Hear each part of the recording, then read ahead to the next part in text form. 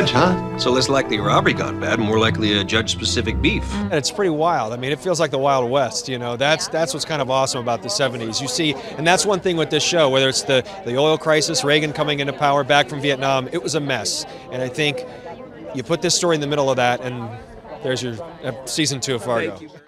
Well, it took a lot of hard work. This role is very hard. It took a lot of hard work, and it's, you know, shot very quickly, and Peggy talks a lot. And like, you know, when you watch the series, you don't realize that everybody shoots all their things in only a few days. So it was an intense process for me. Your son's wanted in connection with 3 murders. And? You don't need to have seen the first season at all to completely, you know, get involved in this season, but it's fun to have that couple little connections that it has. But the fact that it's set in 1979 and the fact that it's a whole new storyline is. But again, they captured the same style, the same quirkiness, the same dark comedy. I mean, it's amazing.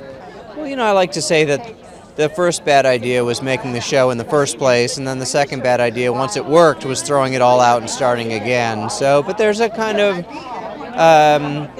freedom that comes from that level of risk, you know, which is like, you really are off the map on some level, and I was tasked with not remaking a movie. I was tasked with making a show that felt like a movie, which is a very odd thing. None of the characters, none of the story.